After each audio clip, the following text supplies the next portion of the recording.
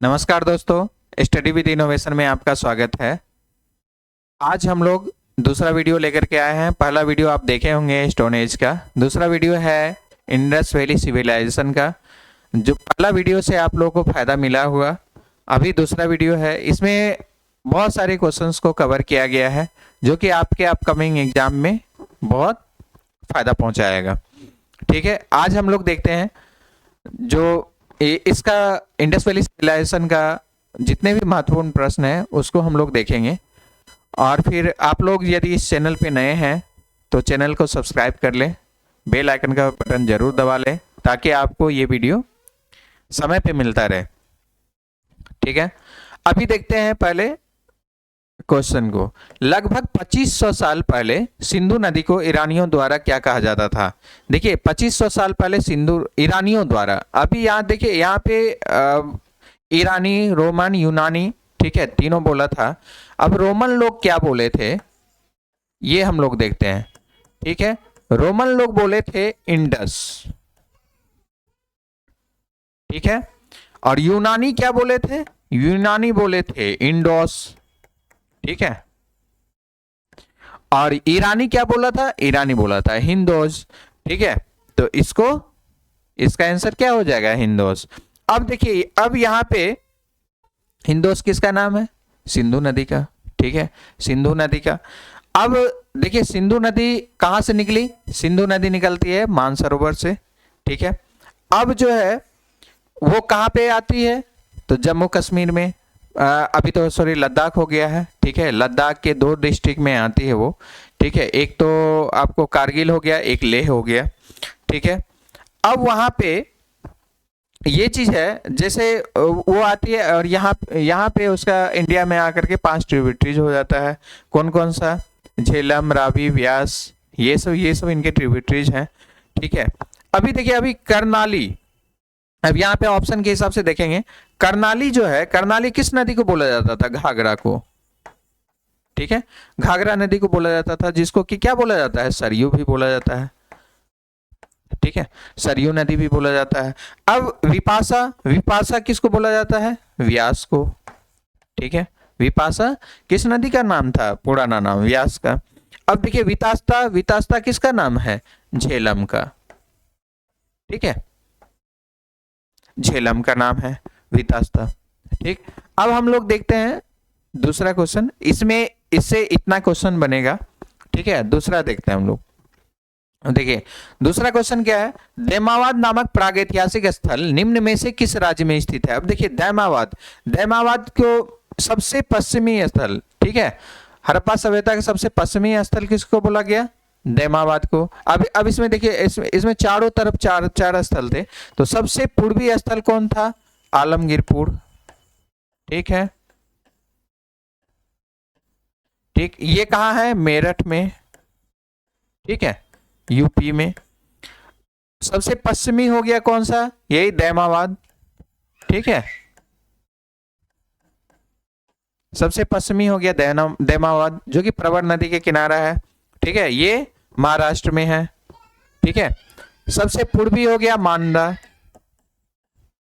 Sorry, सबसे सबसे पूर्वी हो गया आलमगीरपुर मेरठ, सबसे पश्चिमी हो गया दैमावाद, सबसे उत्तरी हो गया कौन? मांडा, जेके में। ठीक है, और सबसे दक्षिणी हो गया सुतकांगेडोर।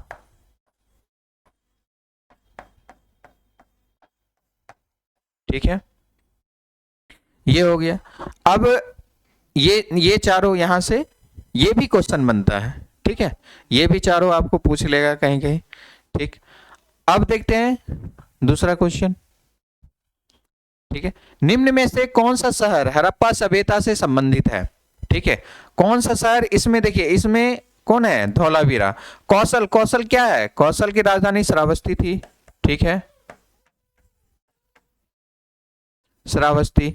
ठीक, ये 16 महाजनपद थे, उसमें से एक कौशल भी था। ठीक है, जिसकी राजधानी श्रावस्ती थी। अब देखिए दूसरा दूसरा है ऑप्शन में लुम्बिनी। लुम्बिनी में क्या हुआ था? लुम्बिनी ये नेपाल में है, यहाँ पे गौतम बुद्ध का जन्म हुआ था। ठीक है, 563 ईसा पूर्व में। ठीक है, 563 ईसा पूर्व में। अब हम्पी जो है, हम्पी कहाँ है? कर्नाटक में। हम्पी किसका, विजयनगर साम्राज्य का राजधानी था। ठीक है, हम्पी। अब यहां से एक क्वेश्चन और बनता है, हम्पी किस नदी के किनारे है? तो ये तुंगभद्रा नदी के किनारे। ठीक है, तुंगभद्रा नदी के किनारे। ठीक, इससे इतना क्वेश्चन बन जाएगा आपको। उसके बाद देखिए नेक्स्ट क्वेश्चन। नेक्स्ट है, सिंधु के पूर्व के क्षेत्र को संदर्भित करने के लिए 6ठी-5वीं शताब्दी में किस पुरानी फारसी शब्द का उपयोग किया जाता था? तो किस पुरानी फारसी शब्द का उपयोग किया जाता था? हिंदू का। ठीक है, समझे। अब उसके बाद नेक्स्ट देखते हैं, निम्नलिखित में से किस हड़प्पा कालीन स्तर से जुटाई, यहां जुटाई नहीं होगा, जुताई होगा। ठीक है, इसको तो बना लीजिएगा। जुताई वाले क्षेत्र के साक्ष्य मिले हैं। ठीक है, तो जुताई वगैरह ये सब हल सब ये सब कहाँ मिला था? ये सब कालीबंगा में मिला था। ठीक है, कालीबंगा का अर्थ होता है काली चूड़ी। ठीक है, चानुंदरो ये कहाँ है? ये है कहाँ पे? पाकिस्तान में। हड़प्पा, ठीक, मोहनजोदड़ो। अब देखिए, अब यहाँ पे मोहनजोदड़ो को सबसे बड़ा स्थल बोलेगा, सबसे बड़ा स्थल। ठीक है, हड़प्पा सभ्यता का सबसे बड़ा स्थल है मोहनजोदड़ो। ठीक है, यहाँ पे इंडिया में सबसे बड़ा स्थल, एक क्वेश्चन ये बनता है, और एक क्वेश्चन ये बनता है, इंडिया में सबसे बड़ा स्थल कौन सा है? तो कौन सा है? राखी गढ़ी। ठीक है, समझे, इंडिया में सबसे बड़ा स्थल हो गया राखी गढ़ी, और वैसे ओवरऑल मोहनजोदड़ो। ठीक है, उसके बाद देखिए, उसके बाद क्या है, हड़प्पा सभ्यता की प्रसिद्ध नृत्य करती हुई लड़की डांसिंग गर्ल किस सामग्री का उपयोग करके बनाई गई थी? तो किस सामग्री का? कांसा का। ठीक है, और डांसिंग गर्ल का इसका कहां से मिला है? मोहनजोदड़ो से।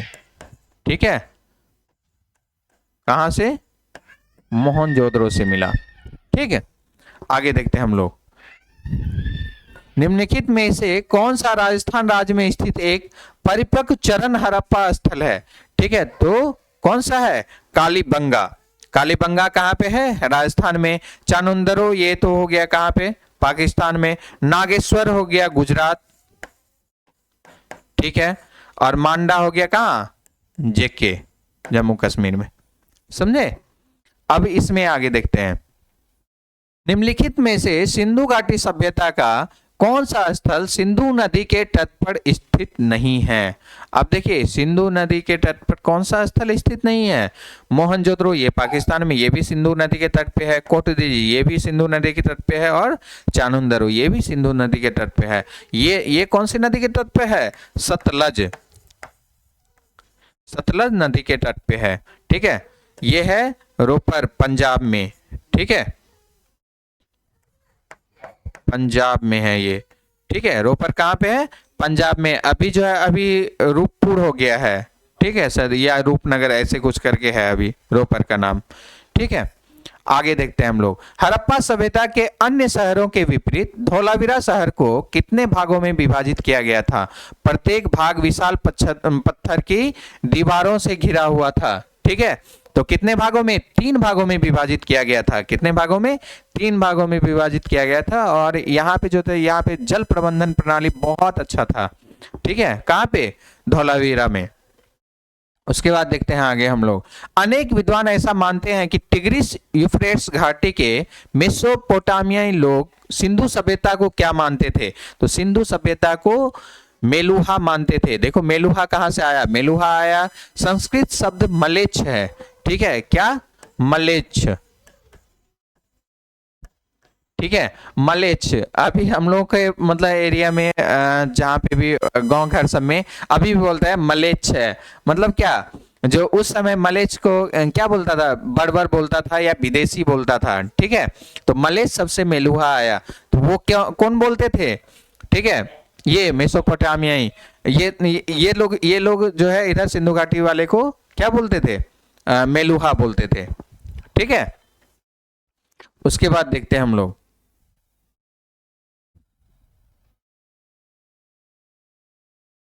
क्या हुआ?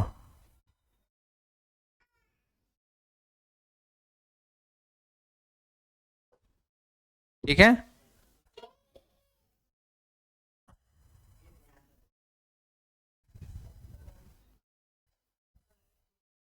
इसमें थोड़ा सा वो हो रहा है।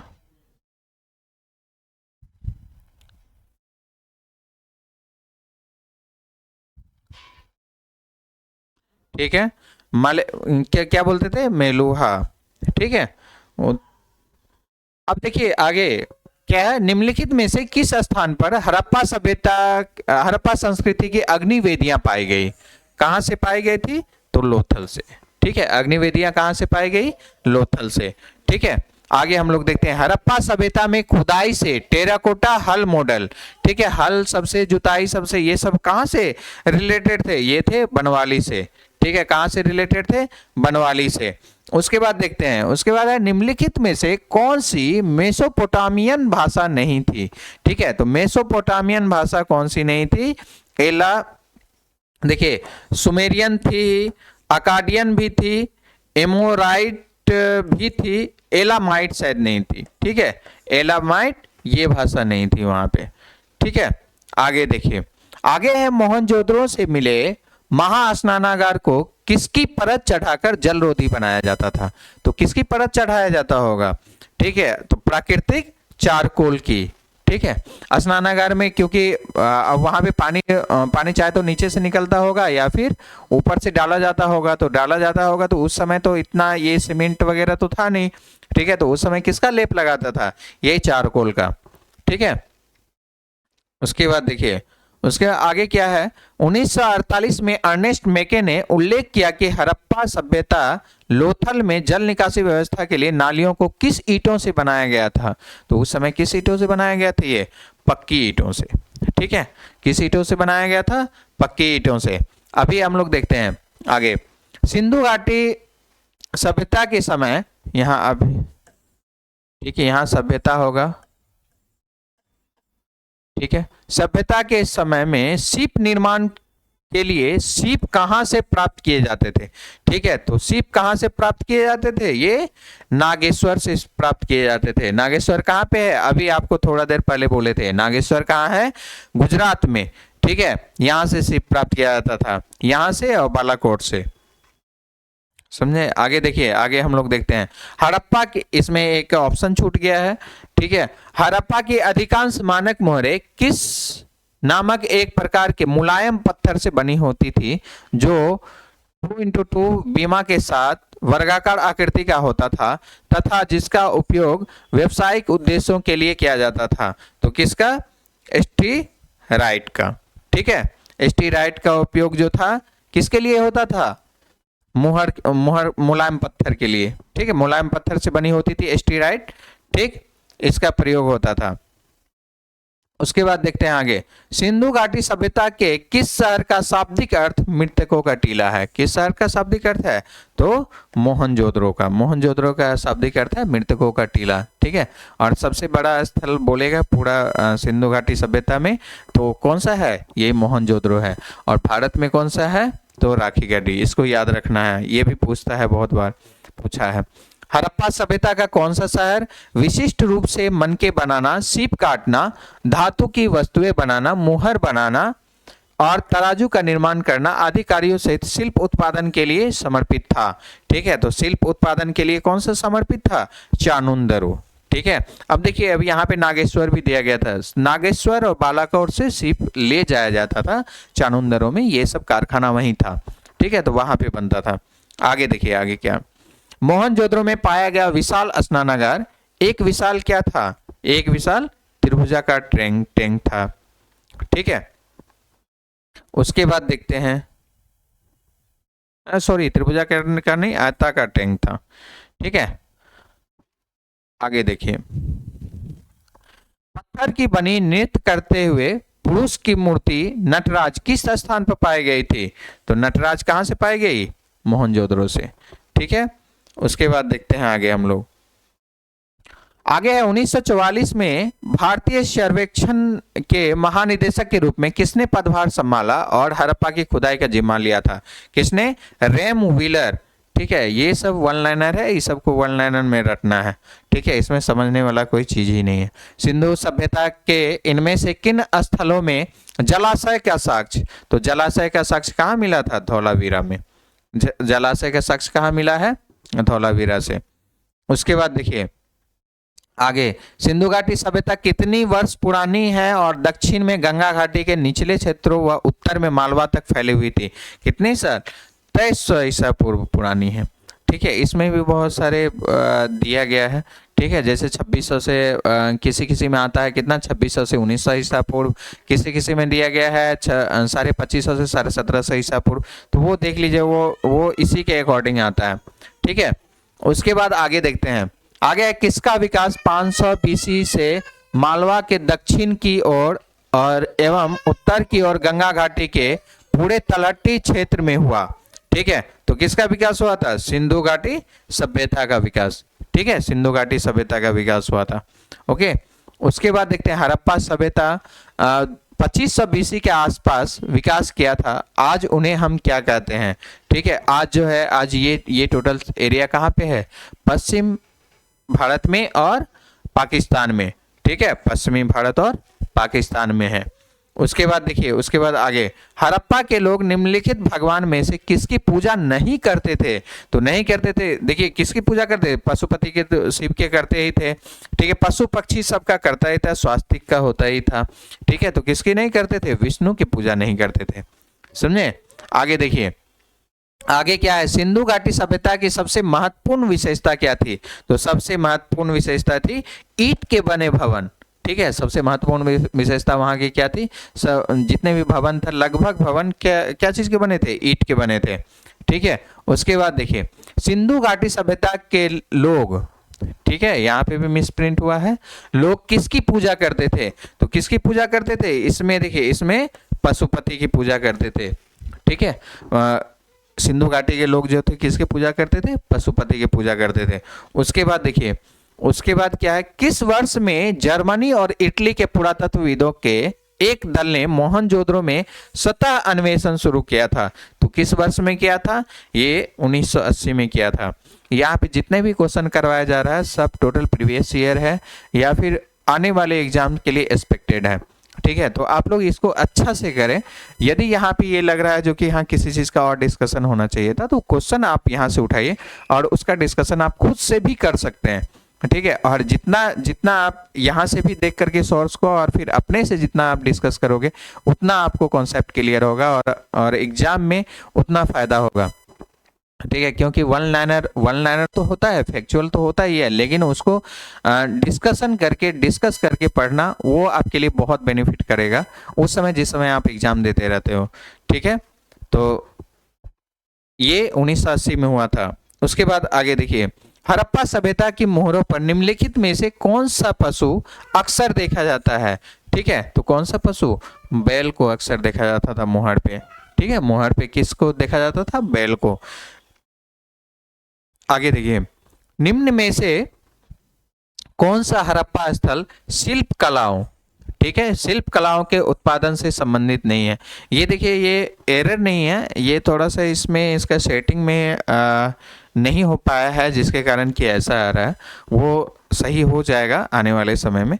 ठीक है, तो ये जो है इसको आप समझ सकते हैं, वैसे हम पढ़ भी दे रहे हैं तो आप लोगों को पता चल जाता होगा। निम्न में से कौन सा हड़प्पा स्थल शिल्प कलाओं के उत्पादन से संबंधित नहीं है? ठीक है, यहाँ पे क्या है? नहीं है। अब देखिए, अभी आपको थोड़ा देर पहले जो क्वेश्चन आया था तो उसमें आपको बोले थे जो बालाकोट और नागेश्वर ये दोनों से शिप जाता था और चामुंडा में यहाँ पे बनता था। ठीक है, तो ये सारी चीजें क्या थी? ये तीनों में होता था यहाँ पे, लेकिन मांडा में नहीं होता था। ठीक है, आगे बस इतना ही है और आप लोगों को बहुत बहुत धन्यवाद जिस तरीके से आप लोग वीडियो को वॉच कर रहे हैं, देख रहे हैं। यदि आपको अच्छा लग रहा है सेशन तो इसको शेयर करें, सब्सक्राइब करें, बेल आइकन जरूर दबा लें जिससे कि अभी कंटिन्यू वीडियो बनने वाला है। ठीक है, और एग्ज़ाम जितने भी अभी एग्ज़ाम है आगे आने वाले, अभी हमको तो लगता है करीब 10 एग्ज़ाम ऐसा है जो कि अभी आने वाला है। ठीक है, तो ये इन एग्ज़ामों में आपको बहुत फ़ायदा मिलने वाला है यहाँ से स्टडी विद इनोवेशन से। तो आप लोग इसको सब्सक्राइब करें और बेल आइकन का बटन जरूर दबाएं। धन्यवाद, thank you for watching me.